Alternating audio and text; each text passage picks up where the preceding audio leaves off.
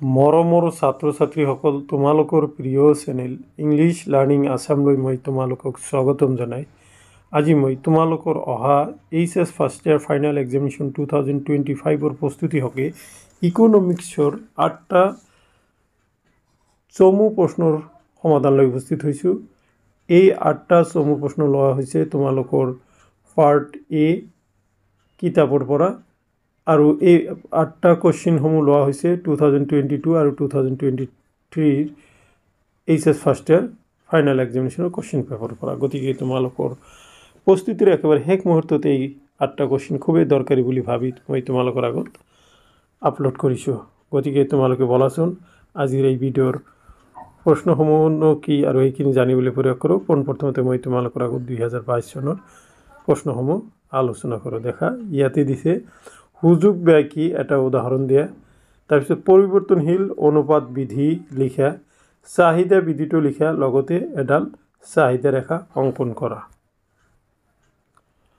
দেখা কোনো এটা দ্ৰব্যৰ অলপ বেছি পাব লাগিলে আন এটা দ্ৰব্যৰ পৰিমাণ হিচাপত কিছু ব্যয় কৰিব লাগিব, সেয়ে সুযোগ ব্যয়। ধৰা হ'ল এজন শিক্ষকে দৰমহা পায় 6,000 টকা। তেওঁ যদি চাকৰি বাদ দি টিউশ্যন কৰে তেন্তে তেওঁ 5,000 টকা উপাৰ্জন কৰিব পাৰিলেহেঁতেন।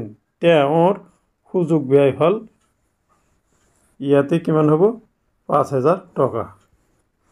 দেখা তাৰপিছত প্ৰশ্নটো দেখা কি আছিলে যে পৰিৱৰ্তনশীল অনুপাত বিধি কি?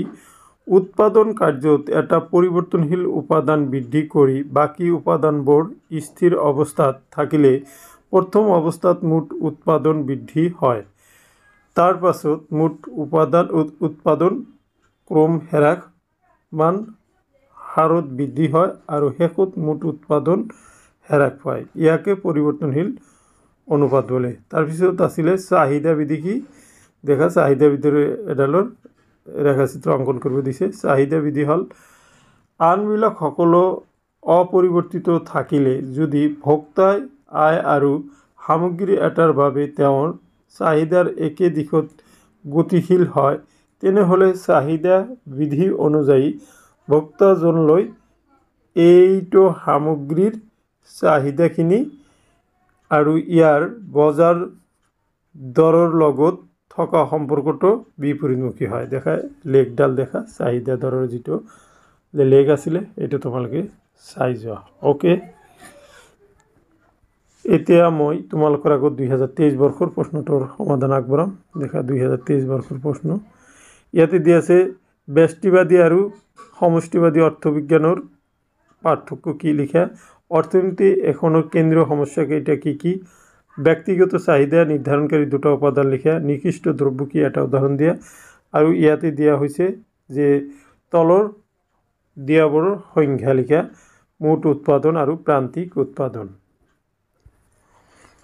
ব্যষ্টিবাদী আৰু সমষ্টিবাদী অৰ্থবিজ্ঞানৰ মাজৰ পাৰ্থক্য দেখা কেইবাবাৰো আগতে আলোচনা কৰিছে। নম্বৰ 1, ব্যষ্টিবাদী অৰ্থনীতিত ব্যক্তিগত বা ব্যক্তিগত গোটবোৰৰ বিষয়ে অধ্যয়ন কৰা হয় কিন্তু সমষ্টিবাদীত নহয়।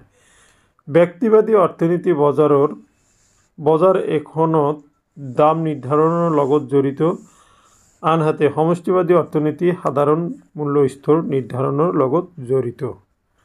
তাৰপিছতে অৰ্থনীতি এখনৰ কেন্দ্ৰীয় সমস্যা কেইটা কি কি? ইয়াতে অৰ্থনীতি এখনৰ কেন্দ্ৰীয় সমস্যা হ'ল 3টা। নম্বৰ 1, কি উৎপাদন কৰা হয়, নম্বৰ 2, কেনেকৈ উৎপাদন কৰা হয়, নম্বৰ 3, কাৰ বাবে উৎপাদন কৰা হয়। নেক্সট আছিলে সুযোগ ব্যয় কি, অলৰেডি আগৰ কোৱেশ্চনত কোৱাই হৈছে। তাৰপিছত দেখা অৰ্থনৈতিক সমস্যা উদ্ভৱ হোৱাৰ দুটা কাৰণ উল্লেখ কৰা। ইয়াতে দেখা দুটা কাৰণ ইয়াতে দিয়া হৈছে, মানুহৰ অভাৱ সীমাহীন আৰু সম্পদৰ দুষ্প্ৰাপ্যতা। এতিয়া মই তোমালোকৰ আগত ব্যক্তিগত চাহিদা নিৰ্ধাৰণকাৰী দুটা উপাদানৰ বিষয়ে কৈছে। ইয়াতে এই দুটা উপাদান হ'ব নম্বৰ 1 দ্ৰব্য সামগ্ৰীৰ দাম, নম্বৰ 2 মানুহৰ ৰুচি জীৱন নিৰ্বাহৰ ধৰণ। নিকৃষ্ট দ্ৰব্য কি এটা উদাহৰণ দিয়া, আয় বঢ়ালে বা অৰ্থনীতিৰ উন্নতি হ'লে যাৰ চাহিদা কমি যায় সেইবোৰ দ্ৰব্যক নিকৃষ্ট দ্ৰব্য বোলে, যেনে কম দামী নুডল, ৰাজহুৱা যান বাহন। তাৰপিছত সংজ্ঞা দিছিলে মুঠ উৎপাদন বা উপাদান দেখায় এটা উদ্যোগ প্ৰতিষ্ঠানে প্ৰদত্ত নিৰ্বাহী উপাদানৰ জৰিয়তে এটা বিশেষ সময়ৰ ভিতৰত যি পৰিমাণৰ সৰ্বমুঠ সামগ্ৰী বা সেৱা উৎপাদন কৰিব পাৰে তাকে মুঠ উৎপাদন বলে। তাৰপিছত দেখা প্ৰান্তিক উৎপাদন অন্যান্য সকলো উপাদানক অপৰিৱৰ্তিত ৰখাকৈ পৰিৱৰ্তনশীল উপাদানৰ এটি অতিৰিক্ত গোট নিয়োগ কৰিলে মুঠ উৎপাদনত যি পৰিৱৰ্তন হ'ব সেয়া হৈছে পৰিৱৰ্তনশীল উপাদানৰ প্ৰান্তিক উপাদান। চ' মাই ডিয়াৰ ষ্টুডেণ্ট, এইখিনিয়ে আছিলে আজিৰ এই ভিডিঅ'ৰ বিষয়বস্তু। আশা কৰিছোঁ আজিৰ এই চমু ভিডিঅ'টিয়ে তোমালোকক অহা পৰীক্ষাসমূহত সহায় কৰিব। Thank you so' much.